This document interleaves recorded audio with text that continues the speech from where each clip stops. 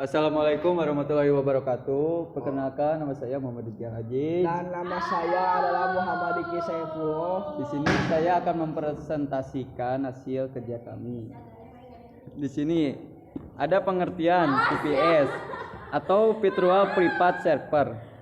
VPS adalah layanan hosting yang menggunakan teknologi virtualisasi untuk membagi satu server fisik menjadi beberapa server virtual.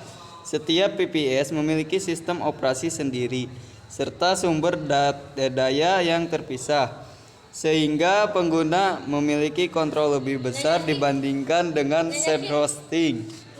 Di sini ada fungsi 1. Hosting aplikasi, menyediakan lingkungan yang stabil untuk menjalankan aplikasi web termasuk situs e-commerce dan platform berbasis CMS. 2. Pengujian dan pengembangan, ideal untuk pengembangan yang ingin menguji aplikasi atau sistem sebelum diluncurkan.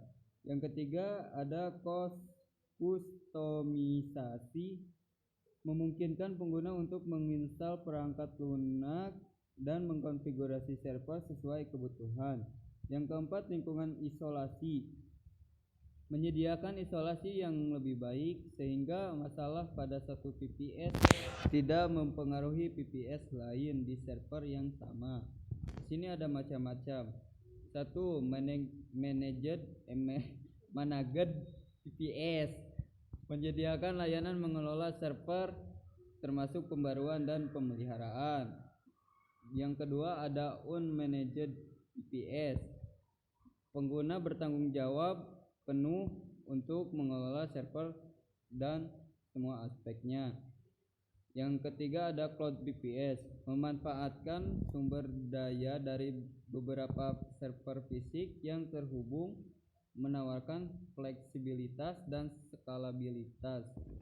Yang keempat ada OpenVJet VPS, menggunakan teknologi virtualisasi OpenVJet yang berbagai kernel di antara VPS.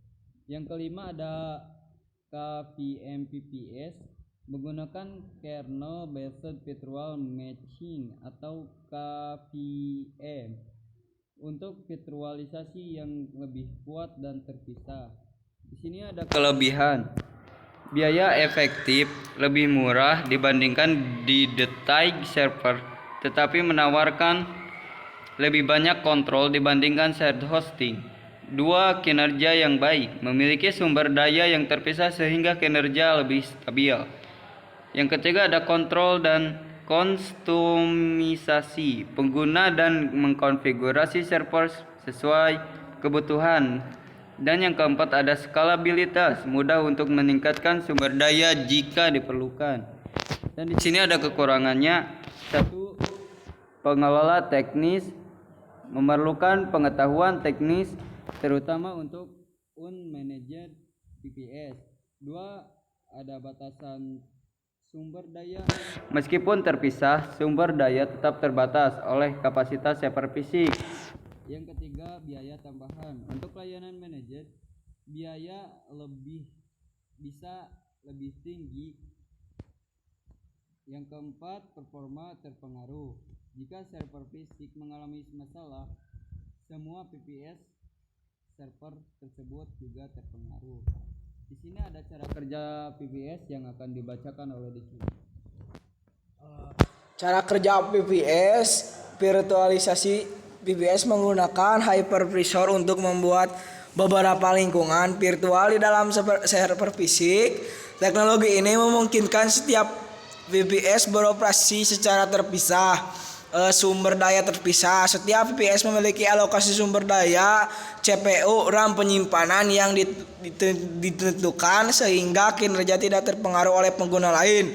Kustomisasi dan pengelolaan, pengguna memiliki akses root dan dapat menginstal perangkat lunak atau melakukan konfigurasi sesuai kebutuhan mereka.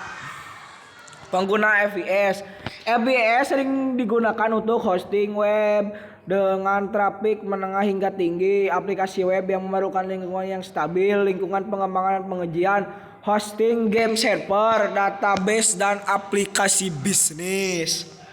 Kesimpulannya, FPS sering digunakan untuk hosting situs web yang tinggi, aplikasi web yang lingkungan yang stabil, lingkungan pengembangan dan pengujian, hosting game server, database, dan aplikasi bisnis.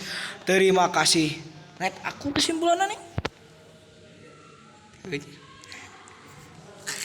Well, bisa.